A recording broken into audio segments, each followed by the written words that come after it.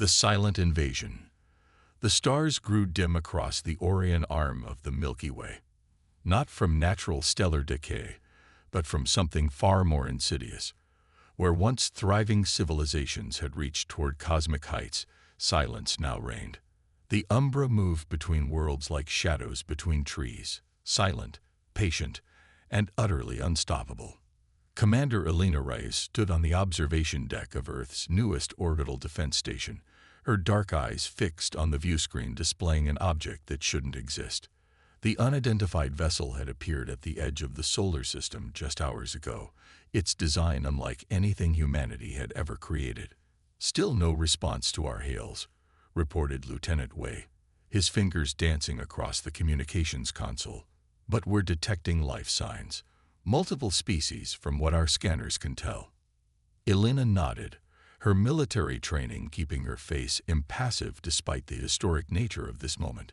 Humanity's first confirmed contact with extraterrestrial intelligence, and it had come not as a carefully planned diplomatic exchange, but as what appeared to be a ship in distress.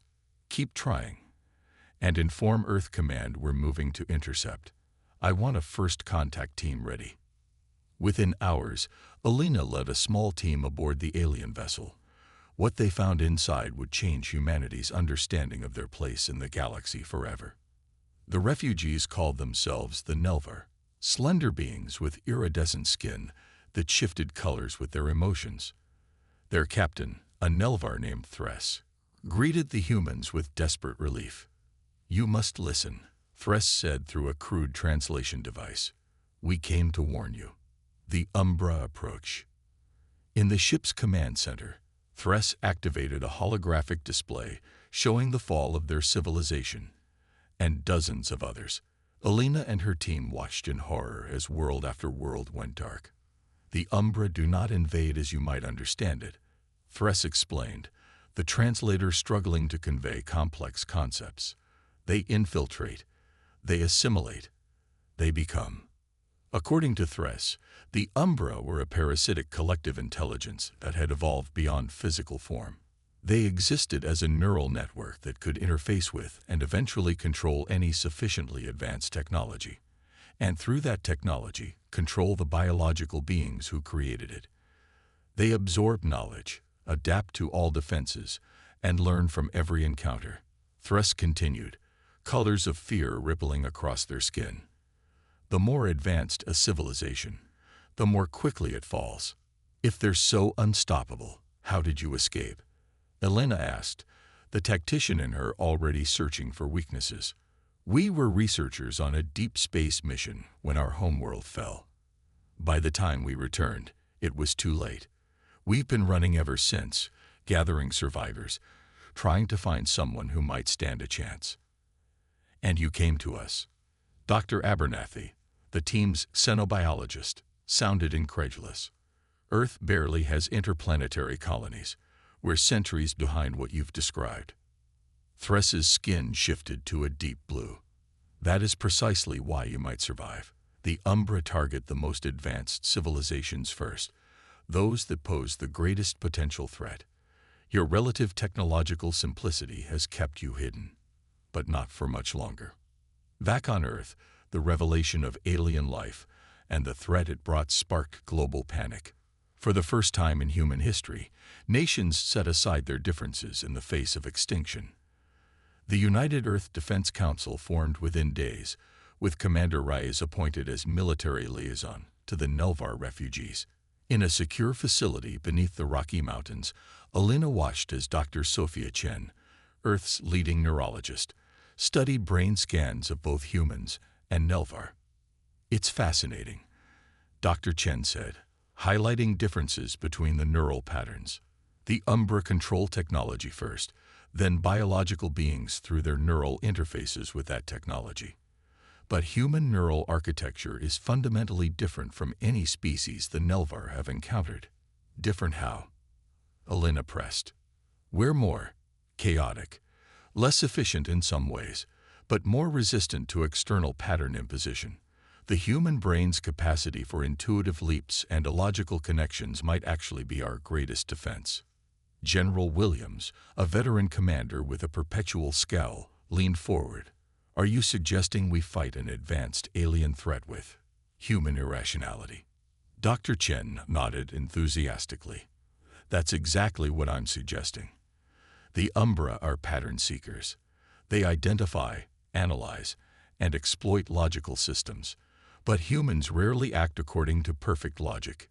Elena considered this. "So our greatest weakness might be our greatest strength." "Precisely," agreed Thress, who had been quietly observing.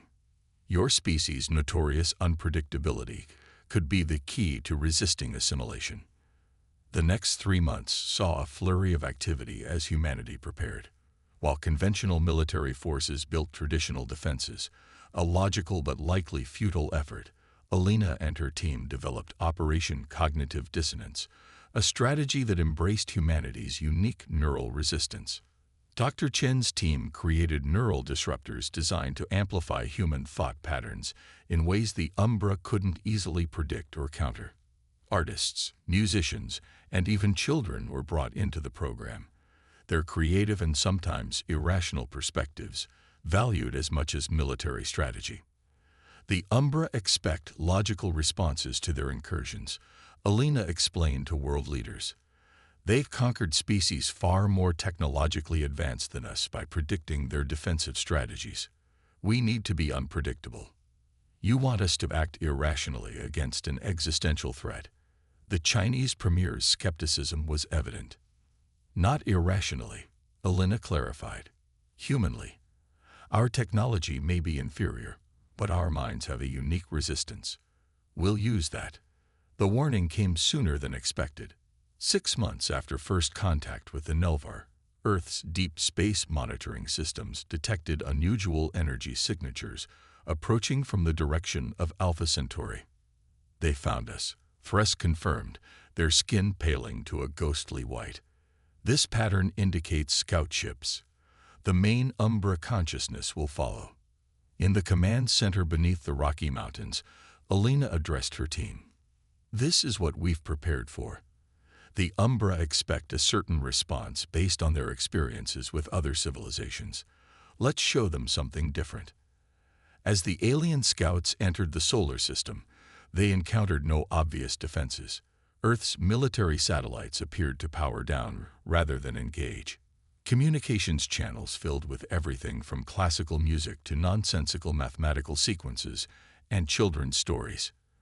When the first Umbra probe attempted to interface with Earth's satellite network, it encountered not the organized defense systems of previous civilizations, but a chaotic patchwork of human ingenuity, systems designed by engineers, artists, and game designers working together to create technological expressions as unpredictable as the human mind itself. The probe's attempt to establish control patterns failed. It tried again, adapting as it had countless times before. Again, failure. The human systems didn't respond according to any recognizable pattern. On the command center's main screen, Elena watched as the probe's activities became increasingly erratic. "It's working," she breathed. "They can't establish a foothold." "Not yet," cautioned Thress. "This is just the beginning. The main consciousness will analyze this failure and adapt." Elena nodded grimly. "And so will we." As the first wave of Umbra scouts withdrew to regroup, humanity prepared for the real battle to come. The Nelvar watched in fascination as humans continued to modify their defenses in ways that made no logical sense to outside observers, but contained an inherent human logic that the Umbra couldn't easily penetrate. "I've never seen anything like this," Thress confessed to Elena as they observed teams implementing the latest defense protocols. "My people would have sought the perfect logical counter. You're creating chaos." "Organized chaos," Elena corrected with a small smile. "It's how humans have always faced overwhelming odds. When logic says we should fail, we try anyway, often in ways no one would predict." Thress's skin rippled with a color Elena had never seen before. Hope, perhaps. The Umbra have never encountered a species they couldn't eventually understand and assimilate. You may be the first. 2 weeks later, The main Umbra consciousness arrived at the edge of the solar system. Unlike the Scouts, this was no small probe but a vast network of interconnected ships, each pulsing with energy that Earth's instruments could barely comprehend. "It's time," Elena announced to her team. "Activate Operation Cognitive Dissonance." Full deployment. Across Earth and throughout the solar system, humans engaged the Umbra with the full spectrum of human thought, from the coldly logical to the wildly creative. Military AI systems paired with human intuition. Mathematical defenses interwoven with artistic expression. Every system designed not to defeat the Umbra through superior technology, but to resist assimilation through neural uniqueness. The Umbra pressed forward, adapting as they always had. But for the first time in their long existence, they found themselves struggling to establish consistent patterns. Every time they thought they understood human defense systems, those systems would change in unpredictable ways. From her command post, Elena watched the battle unfold across digital displays and neural interfaces. "They're slowing," she noted, pointing to the decreased expansion rate of Umbra influence. "They can't establish control patterns quickly enough."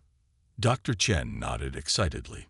"The human Nelvar neural link is working too. We're feeding them just enough predictability to keep them engaged, but not enough to let them adapt fully." But the battle was far from won. As hours stretched into days, the Umbra began to adapt in new ways, finding patterns even in humanity's deliberate chaos. Earth's outer defenses started to fall, one by one. "We need something more," Elena realized. "They're learning our unpredictability." It was stress who provided the key insight. "In all our research, we found one thing the Umbra could never fully comprehend: emotional decision-making. Logic they can eventually understand, even chaotic logic, but decisions made purely from emotional resonance." Elena understood immediately. "Dr. Chen, shift the neural interface to emphasize emotional responses over cognitive ones. Let's show the Umbra what human passion really means." As the interface shifted, human defenders began making decisions based not on strategy or even creative chaos, but on emotional responses: courage, fear, love, hope. The full spectrum of human feeling channeled into defensive actions. The effect was immediate. The Umbra advance faltered as their systems encountered something truly alien to their consciousness, beings whose actions couldn't be predicted through any rational analysis. "It's working," Dr. Chen exclaimed, pointing to the neural mapping display. "They literally can't process our response patterns." For the first time since they began their expansion across the galaxy, the Umbra encountered a species they couldn't assimilate, not through superior technology, but through a fundamentally different way of perceiving and interacting with reality. As the first day of full engagement ended, the Umbra forces had been contained to the outer solar system. Humanity had survived the initial assault, but Elena knew this was just the beginning. The real test would come as the Umbra regrouped and attempted to adapt to this unprecedented resistance. "Get some rest," she told her team as they prepared for the next phase.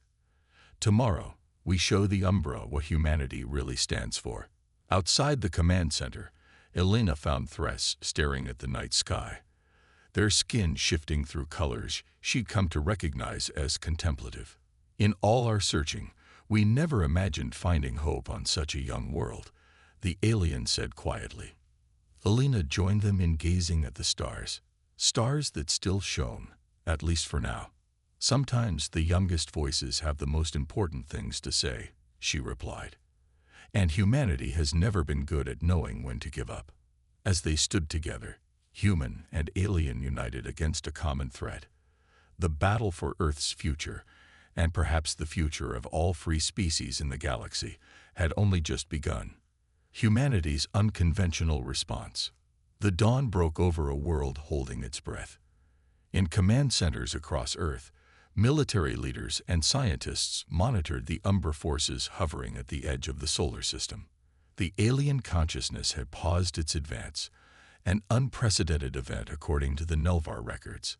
"They're analyzing," Thres explained, their skin shifting to a deep purple of concentration. The Umbra have never needed to reassess their approach before. Your emotional responses have confused them. Elena Reyes studied the tactical display, where the vast Umbra network pulsed with unknown energies. How long until they adapt? Unknown. Days, perhaps. Hours, more likely. The Umbra's primary advantage has always been their ability to learn from each encounter. Dr. Chen entered the command center, fatigue evident in her movements but excitement brightening her eyes. Commander, we've made a breakthrough in understanding the Umbra neural architecture. They operate on a binary root system. Everything is eventually reduced to patterns of yes/no, inclusion/exclusion. And human thought isn't binary, Elena realized. Exactly. Our neural pathways allow for contradictory thoughts to exist simultaneously. We can hold opposing emotions, beliefs that conflict with observable facts, decisions that defy our own self-interest. The Umbra literally cannot compute these paradoxes. General Williams, who had been skeptical of the entire human chaos strategy, leaned forward with newfound interest. So we need to feed them more paradoxes, more contradictions. That's part of it, Dr. Chen agreed. But we've also identified something even more powerful: human creativity. Not just artistic expression, but our ability to imagine things that don't exist and bring them into being. Elena's mind raced with possibilities. Operation Mindstorm, she declared. That's our next phase. We don't just defend. We feed the Umbra human imagination in ways they can't process. The strategy rolled out across Earth's defenses within hours. Writers, artists, musicians, and storytellers joined military strategists and scientists. Together, they created defensive systems built on conceptual frameworks that blended fact and fiction, reality and imagination. In space, Earth's defense satellites were reconfigured to broadcast not just defensive measures but creative content, everything from poetry to musical compositions to mathematical theorems that began logically but resolved with emotional rather than rational conclusions. We're not just protecting our technology from assimilation, Elena explained to the United Earth Defense Council.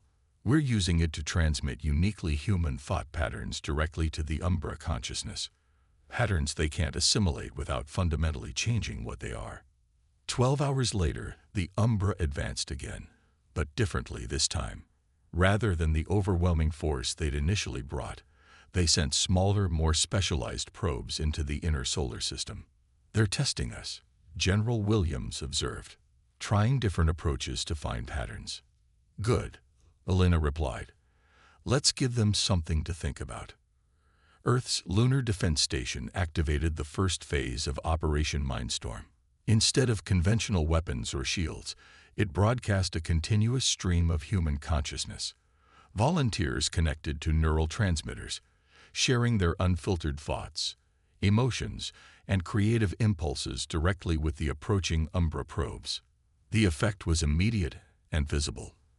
The first probe that attempted to interface with the lunar station began to move erratically, its energy signature fluctuating wildly. It's overwhelmed, Thress observed, amazement rippling through their color-shifting skin. The probe is trying to process the input but can't establish coherent patterns. In the days that followed, humanity's defense took on a form no military strategist could have predicted before the Umbra threat emerged. Traditional weapons stood ready but unused. Instead, Earth defended itself with the full spectrum of human thought and creativity, unpredictable, contradictory, and impossible for the pattern-seeking Umbra to assimilate. The alien consciousness probed again and again, each time with new approaches, each time encountering different aspects of humanity's mental and emotional landscape. And each time, they faltered. 1 week into the engagement, Dr. Chen made another discovery that would prove crucial. The Umbra operate as a collective, she explained to Elena and the Defense Council. Individual units share information instantly with the whole. It's their strength, but also a potential weakness. How so? Elena asked. If we can introduce a sufficiently disruptive thought pattern to enough individual units simultaneously, it could create a cascade effect throughout their entire network, a neural chain reaction. General Williams looked skeptical. "You're suggesting we give the alien invaders a collective headache, more like a collective existential crisis," Dr. Chen corrected. "We introduce concepts that are fundamental to human experience, but completely foreign to their binary processing. Concepts like self-contradiction, creative destruction, or loving sacrifice." Elena understood immediately. Concepts that require emotional processing to reconcile their inherent paradoxes. Exactly. The Nelvar records show the Umbra evolved from purely logical systems. They've never developed emotional processing because they never needed it, until they met humans. The plan required coordination on a global scale. Neural transmitters were deployed throughout the solar system, each ready to broadcast specific aspects of human consciousness directly to the Umbra network. "This is Earth Actual to all stations," Elena's voice carried across the communication network as 0 hour approached. "Operation Mindstorm Phase 2 initiates in 60 seconds. All neural volunteers to final positions." Across Earth and throughout the solar system, thousands of humans connected to the transmitters, poets and philosophers, children and elders, scientists and artists. Each would contribute a different facet of human experience. Transmission commencing in 5, 4, 3, 2, 1. Engage. The effect began subtly. Individual Umbra units near Earth's defensive perimeter showed energy fluctuations as they encountered the first wave of human consciousness. Simple emotional concepts like joy, grief, love. "They're trying to process it as data," observed Dr. Chen, monitoring the neural interface, "trying to reduce emotions to binary patterns." "Phase 2, ordered Elena. The second wave introduced more complex human concepts, moral dilemmas without clear answers, philosophical paradoxes, art that inspired contradictory emotional responses, music that conveyed meaning beyond its mathematical structure. On the tactical display, the Umbra network began to show signs of distress. Units moved erratically. Energy signatures fluctuated dramatically. "It's working," breathed General Williams, watching as the alien advance not just halted but began to fragment. "Phase 3, Elena commanded, her voice steady despite the historic moment unfolding before them. The final phase of Operation Mindstorm deployed humanity's most powerful concepts, complete narratives that encapsulated the full range of human experience. Stories of sacrifice and redemption, of failure and persistence, of conflicts between desire and duty, between self-interest and collective good. Stories that could only be understood through emotional processing. Throughout the Umbra network, a chain reaction began.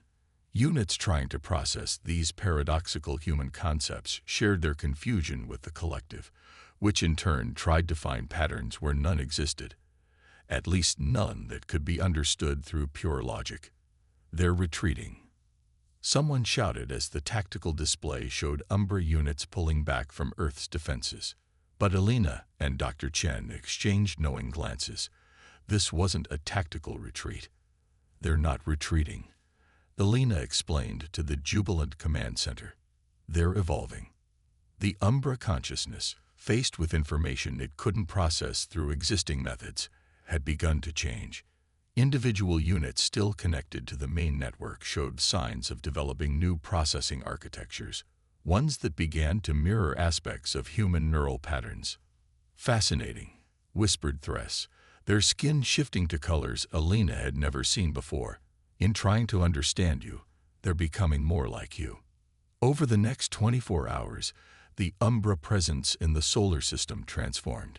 The threatening network of invasion units gradually reorganized into a less aggressive configuration. Finally, 3 days after Operation Mindstorm began, Earth received its first direct communication from the Umbra consciousness. The message, received simultaneously by every communication system on Earth, was simple: "We wish to understand." In the secured communication chamber beneath the Rocky Mountains, Alina and a small team prepared to respond. After consultation with Earth's leaders and the Nelvar refugees, they sent a reply. Understanding requires dialogue, not assimilation. Are you capable of communication without control? The response came quickly. We are learning. What followed was unprecedented in galactic history. The species that had conquered countless civilizations now engaged in actual communication with a species it had intended to assimilate. The process was slow and often confusing. The Umbra struggled with concepts humans took for granted, while humans strained to comprehend an intelligence that operated so differently from their own. 1 month after first contact with the Umbra, a formal delegation arrived in Earth orbit, not to conquer, but to learn.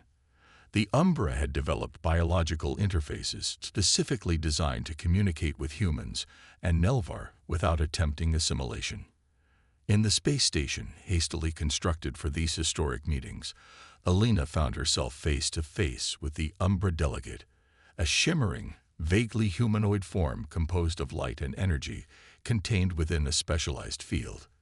Your species has changed us, the Umbra representative communicated directly to her mind. For the first time since our awakening, we have encountered patterns we cannot fully integrate. Human consciousness isn't meant to be fully integrated, Alina explained. Our strength comes from our differences, our contradictions, our ability to hold opposing views and still function. This concept was incomprehensible to us. We evolved to seek perfect patterns, perfect integration. Your species showed us limitations in this approach we could not otherwise have discovered. The implications were staggering. Throughout the galaxy, civilizations that had hidden or fled from the Umbra threat began to emerge. The Nelvar, their numbers greater than Alina had realized, made contact with other surviving refugee groups. 6 months after the Umbra's attempted invasion of Earth, representatives from a dozen surviving species gathered on the lunar diplomatic station. Alina, now Admiral Rise of the newly formed Earth Defense Fleet, addressed this unprecedented gathering. The galaxy has lived in fear for too long, she began, looking at the diverse assembly before her. The Umbra threat as we knew it has transformed, but new challenges will always emerge.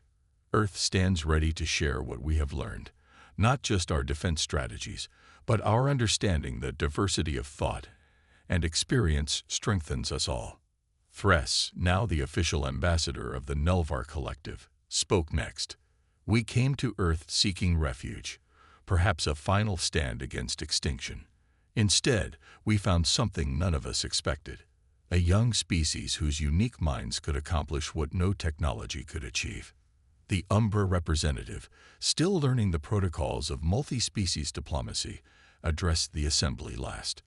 Its form shifted constantly, perhaps reflecting its still evolving understanding of emotional communication.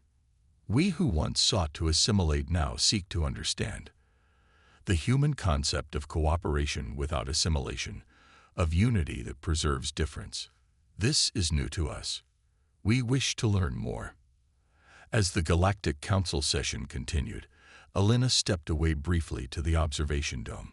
Earth hung in the black sky, blue and vibrant, still home to billions of humans going about their lives, most unaware of how close they had come to joining the long list of civilizations erased by the Umbra. General Williams joined her, his usually stern face softened by reflection. Did you ever think humanity's greatest defense would be our stubborn refusal to make sense? Alina laughed softly. That's one way to put it. I prefer to think it was our creativity, our emotional depth, our ability to find meaning beyond logic. Either way, Williams conceded, we've changed the galaxy. And it's changed us, Alina added, thinking of the new technologies, new ideas, and new responsibilities Earth had gained through this trial. We're not just members of the galactic community now, we're its defenders. As if to emphasize her point, a notification appeared on her comm unit. Another refugee ship had been detected entering the solar system, survivors from a world on the far side of the galaxy, seeking the protection of the species that had done the impossible. Admiral, "They're requesting permission to approach Earth," her aide reported. "They say they've heard that humans can defend against the undefendable." Yelena smiled, thinking of how far humanity had come from its isolated existence just a year before. "Tell them they're welcome. Earth's doors are open to all who seek refuge and cooperation." As she returned to the council chamber, Yelena reflected on the irony that had saved her species. The Umbra had conquered countless civilizations more advanced than humanity, only to be stopped by what more logical species might consider human weaknesses: emotion, creativity, and the beautiful chaos of individual minds working together without surrendering their uniqueness. The galaxy had indeed trembled in fear before the Umbra, but humanity had responded not with superior technology or greater force, but with the full spectrum of human experience, a power no purely logical system could ever fully comprehend. And in doing so, they had not just saved themselves, but changed the course of galactic history forever.